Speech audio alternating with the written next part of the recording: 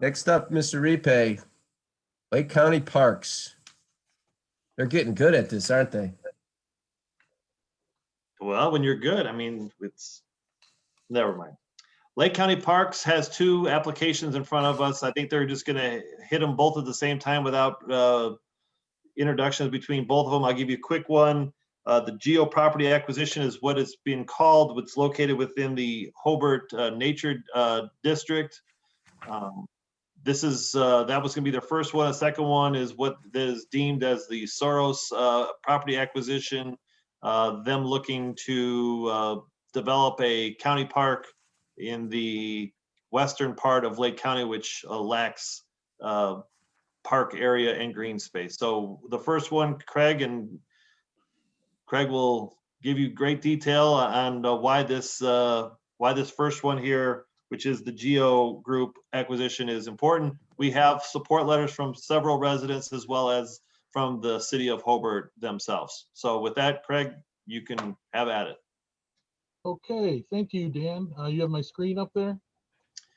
We do. Great. Okay, first I want to thank the commission for past projects you've helped support with land acquisition at Oak Ridge Prairie, Deep River County Park, also Three Rivers County Park recently, and then also a flood control project at our future Beaver Dam County Park west of Crown Point. So appreciate all that. The Geo project is one we've been working on for a number of years here. The first map I have up here is our Lake County Parks vision plan. You'll see in yellow, number 6, Oak Savannah Trail. And then this property is a little bit north of the Oak Savannah Trail, just east of I-65. You can see it in yellow near Lake George. So that's to kind of show overall from the county perspective where we're at. The next map here, drawing, is showing our USGS map. These are a little old. They're back from the late 70s, but you can see here, this is the property, the 40 acres in question, the project, and you can see the location. Little better adjacent to the old railroad grade, which is now a bike trail, north of Robinson Lake Park, which is managed by the city of Hobart, and just east of I-65. This also helps a little bit. You can see some of the drainage coming off the property that heads east towards Lake George, and then the remainder of the property actually drains northwest into Maryville on the Meadowdale lateral. So it actually drains in 2 different directions, this property. So next, I wanted to go into this map, this drawing here, that kind of shows an overall view of the Hobart, the city of Hobart Nature District that's been established recently. This Nature District has a number of landowners, and I know you guys are well aware of the projects here. I know you guys have been very busy over the years with the mitigation for the Locale project that's being helped managed by DNR and the Army Corps. Also, you've got Shirley Hines Land Trust, Woodland Land Conservancy in here, National Park Service, Lake County Parks, Isaac Walton. You've got City of Gary owning property. So there's a lot of different landowners, NIPSCO, and all these properties, if you put them all together, add up to about 1,500 acres of open space. If you compare this to other larger tracts of open space in Lake County, it's probably right up there with all the corridor along the Lower Calumet River that you guys manage, the Hoosier Prairie, Oak Ridge Prairie corridor. This is one of your larger areas of open space in the county. So with that, you've got a lot of opportunity here that, a lot of flood storage, a lot of opportunity for water to drain into the aquifer, a lot of opportunity just to manage stormwater the natural way without pipes and structures and pumps and all that kind of stuff. So the long-term cost benefit ratio of this area for stormwater benefits is really incalculable. And then you put all the land together, plus with the opportunities for, recreation in the long term, it's a really win-win for the entire community.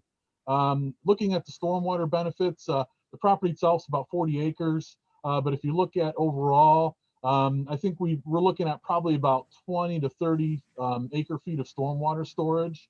The reason I'm saying that is because here's another drawing done by DNR. They helped us with a Division of Forestry with a management plan for the property if it's acquired. You can see here at one point there used to be a banquet hall right there, the St. Sava Banquet Hall. There's still a part which was demolished and removed by the previous or the current owner. The There's a parking lot that's still remaining yet and an entrance drive. If this project would go forward, we would remove the old parking lot and the entrance drive. Currently, the whole south end of this parking lot's underwater.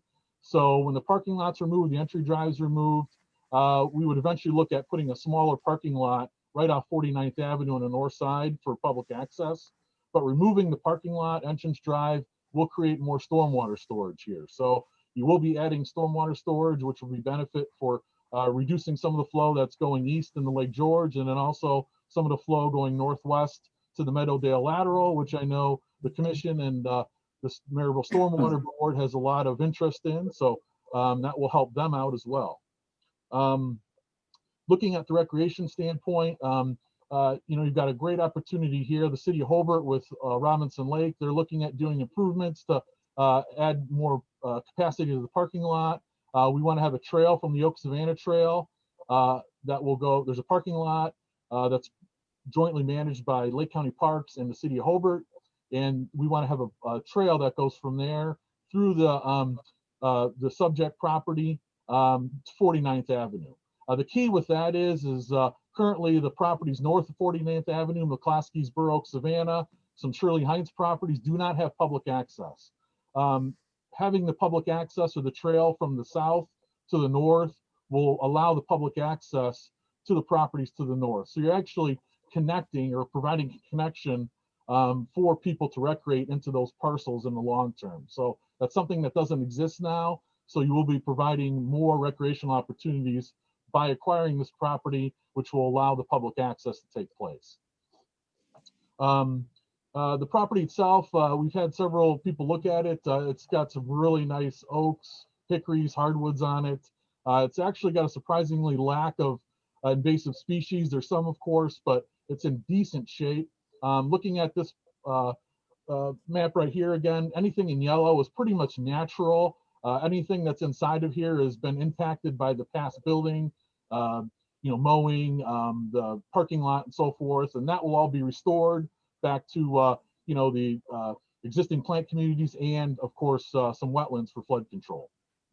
And then if you look at some of the other benefits, of course, we've went over it in past for projects, but you've got surrounding private properties will benefit from this, from the improvement in land values because of this being public open space.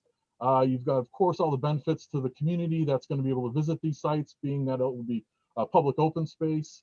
As Dan mentioned, we have several supports from Maryville, Hobart, and other organizations. So we're really fortunate with that. I want to get into the budget here real quick for you. We've had some changes since I submitted the application.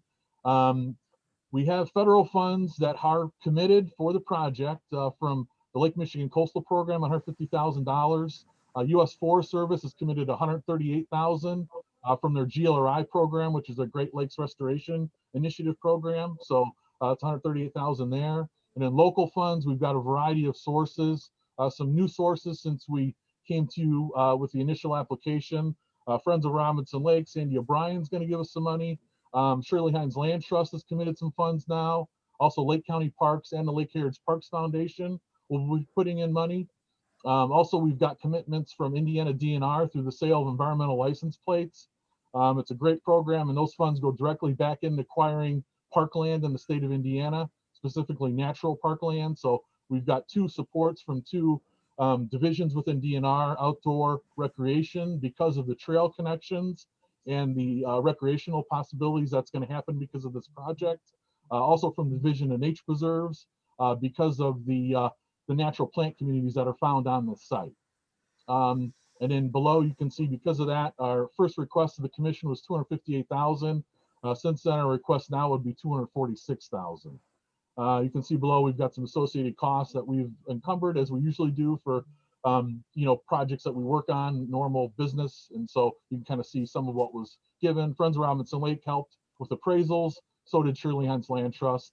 Also, Shirley Hines Land Trust has agreed to help manage the site if it's acquired, which is a big deal because there's a lot of long-term maintenance here, and they've agreed to help us because they have local properties nearby that they'll have staff nearby, and we can all work together on it. So I think there's a lot of people involved and a lot of people in the community nearby that really support this project. So with that, I would entertain any questions if you have any.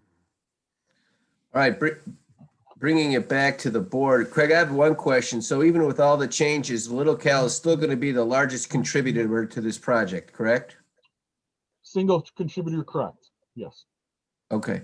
And then, you know, as a part of that, as we continue to try to fold recreation into the flood control component of it and working with Lake County Parks, I mean, you've been outstanding in helping us do that. It's always just managing that balance and trying to see how we can do that. Now, with the flood control, is there any other ways to measure the amount of assistance to flood control? You mentioned that, you know, there's all kind of different directions that the water's flowing in and out of this place with the surrounding thing. Has anybody looked at the macro view as far as how this works currently, how this parcel will improve?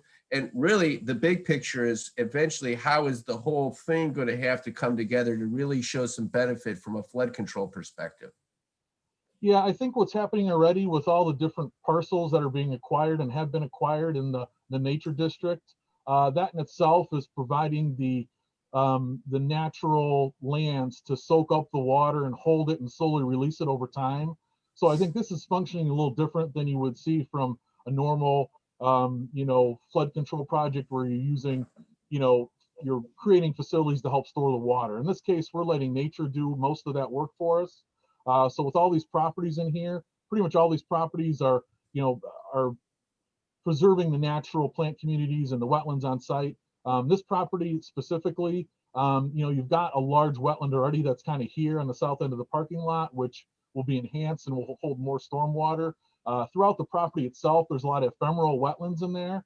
So walking through it in the last spring, summer, I mean, you'll see after storm events, you've got small puddles, I guess, scattered throughout the woods that hold water. And so that kind of thing, I think over time, you're doing a benefit this property along with the others. You put it all together and you're holding a lot of water. I don't know if we've exactly ever had an engineer or somebody tell us, you know, how many acre feet that this 1,500 acres is storing. But, you know, I think this may be time we find that out because it's a lot. Looking at this property, it's pretty much split at a 45-degree angle as far as the, you know, the storm water, the way it goes when it leaves. So all the water basically is flowing along 65 and going back under into the Meadowdale lateral from the northwest. The southeast, it's flowing directly into the waterway shown here that goes into Lake George, into ravine into Lake George. So with that, I think you're going to stop a lot of the water that's going to go in either direction from, you know, from going anywhere else. And I mean, right now it probably holds a lot of water as it is, but, you know, taking the parking lot, some of the impervious surface out, maybe putting a parking lot back in that has a pervious surface there, you know, you're going to get a lot of benefit there. And we're definitely going to be holding more water in the coming years just on this 40 acres. So Thank you. Any other questions? Mr. Gozdecki? I have about 3 questions. One, I want to make sure, did you say you have been able to acquire more funding that would reduce your ask? We did, yeah. Since our first request, our first request for 258,000. So in the last month, we had, you know, another 12,000 in local support that we have committed now for the project. So it was 258, it's 246 now. I mean, is it a huge difference? No, but you know, it's another 12,000 that we got in local support that we didn't have before. So. Okay, my second question is, this 40 acres is valued pretty high at 576,000. Correct. It's like almost $14,500 an acre, 14.4. What makes this property so valuable? Right. And how could it be developed by somebody else? Go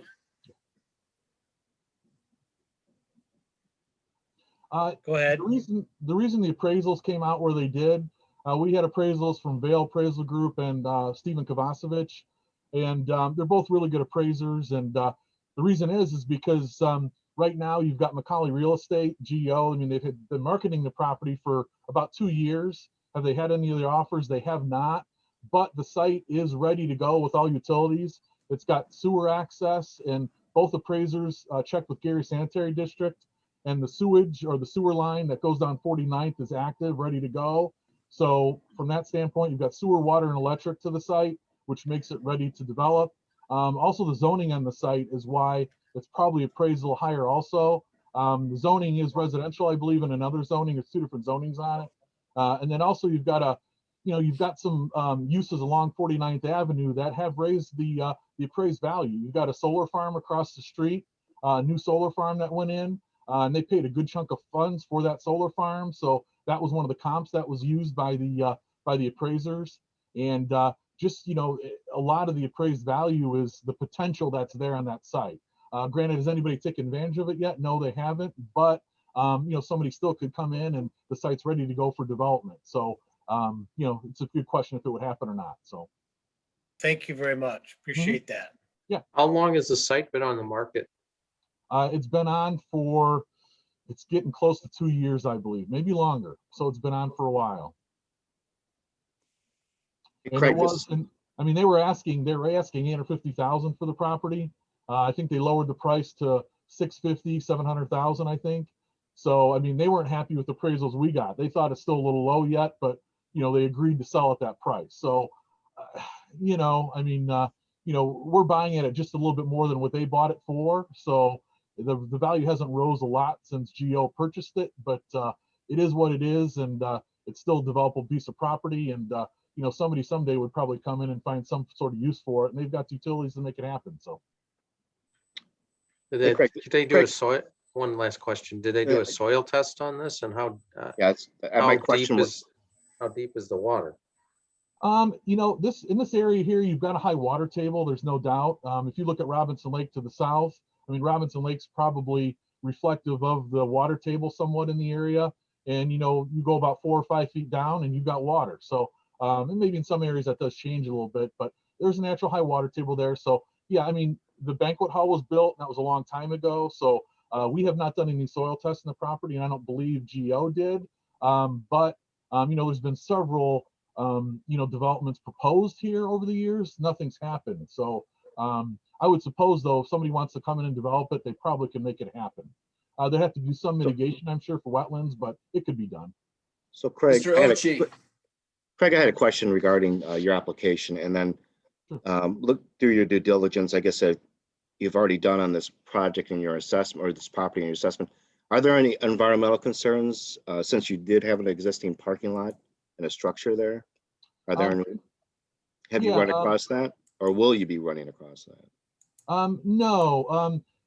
Looking at the site is pretty clean. I mean, there's a little bit of garbage in some of the wooded areas from past farming, and the site, prior to St. Sava buying it and putting up the banquet hall, it was a pasture. So, it was, cows, whatever else on there for pasture. So, yeah, I mean, there has been no soil. There's been really no environmental assessment done on the property other than. Has there been has there been like a phase 1 or phase 2, initial phase 1 done, or is there any intention doing that? No, but there's really been no, I guess nothing seen on the surface that would lend us to want to do a phase 1. And we've had, You would think that Geo would have had all that stuff done, Robert, if they were looking at doing a whole big development there, because they're not going to take down that land without that due Correct. diligence already done. Right. You run across something, maybe you run across an underground storage tank from a long time ago, or you got runoff from cars and petroleum. I mean, you got contaminants typically invade these parking lots. So I don't know if that. Yeah, and it's probably been 15 years since there's really been a lot of cars on it. And since then, there is some fly dumping going on in the parking lot. So if the project moves forward, it's going to take some cleanup, that kind of thing. But, that's what we do. And we've got partners available. And I'm sure a lot of people would be willing to help. So I don't see any issues environmentally in the project, though. All right. Anybody else?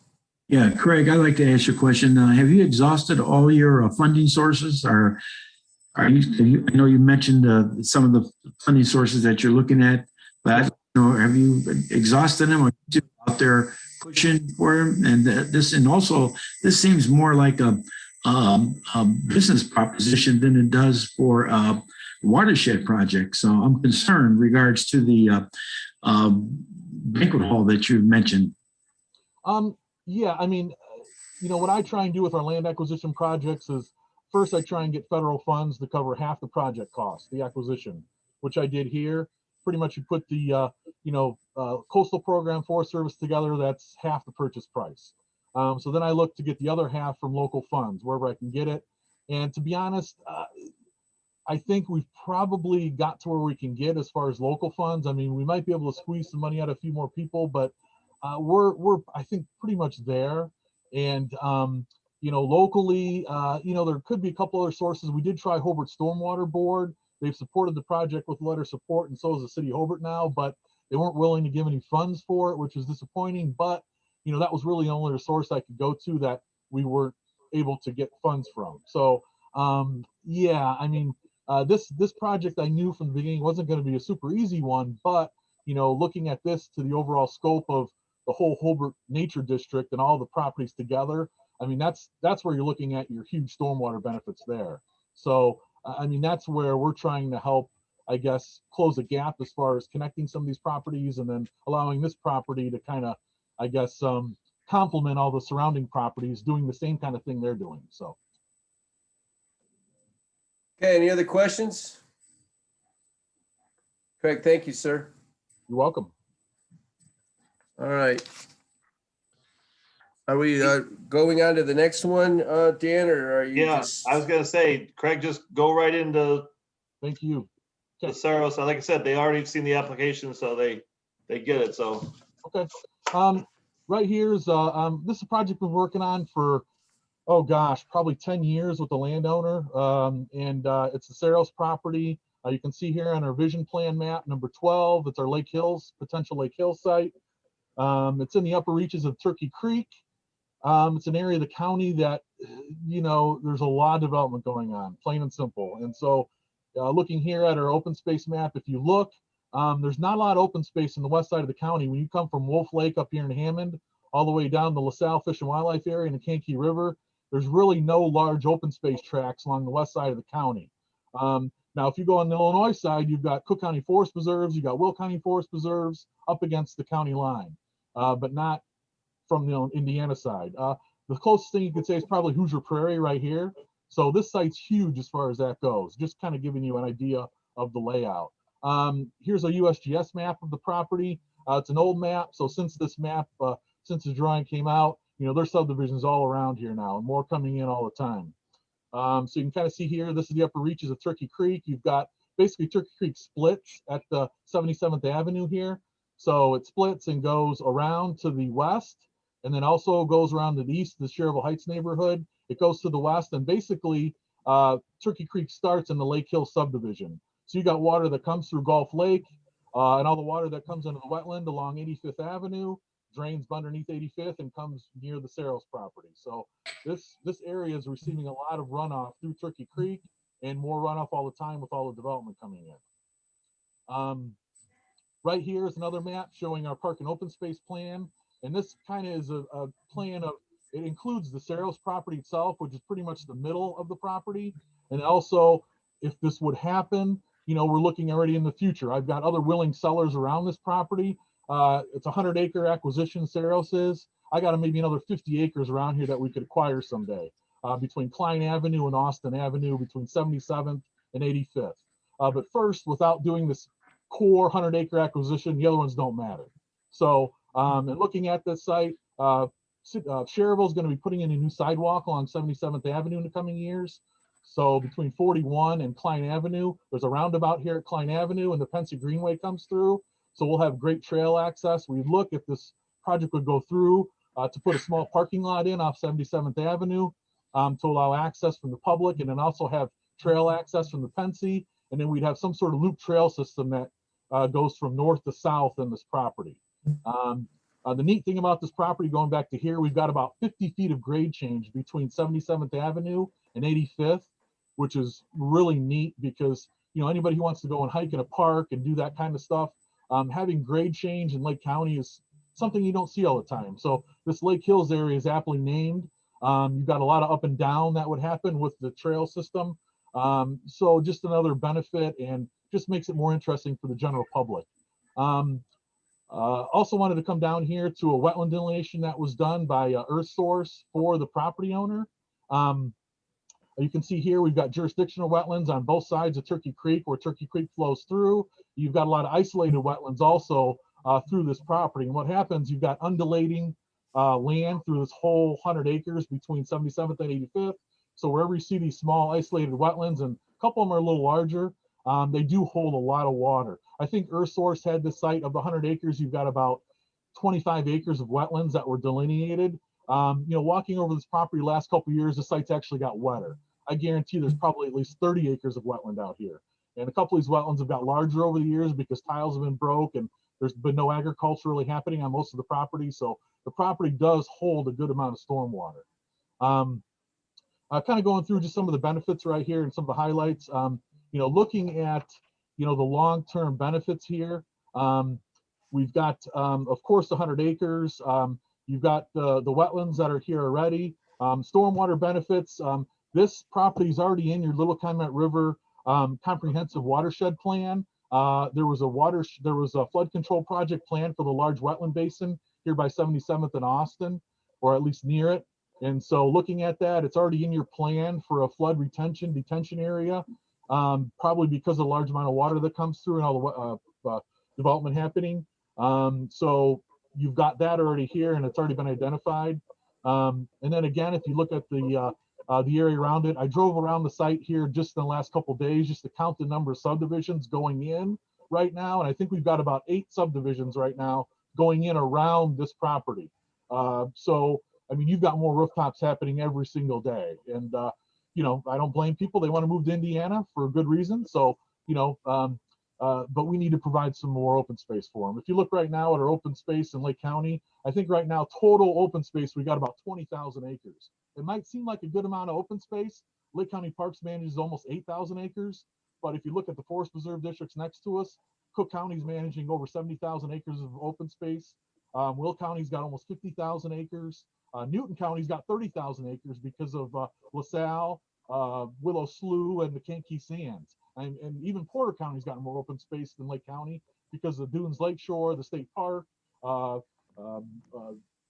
Nature Preserve on Route 6. So yeah, there's a lot of issues there, but we're just trying to do a little bit here to add to the quality of life. Are you excited about this project, Craig, or what? Oh, I am, because there's I mean, I nothing could like it. tell. Show me All another right. 100 acres in St. John It's a Township. lot of acres. All right. Yeah. What else? Real quick. We get it. Okay. It's Okay, going to here we hold go. water. Yep, just want to go down to the budget real quick. We've got some updates since I submitted it to you. We've got commitments from Indiana, from Coastal Program, 150,000. Indiana Department of Natural Resources through the Land and Water Conservation Fund are willing to put in 367,932.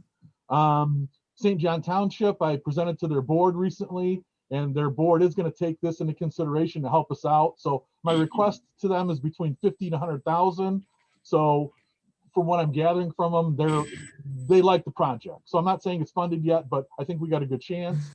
Recently, I talked to Indiana DNR and their payment and lieu program for mitigation.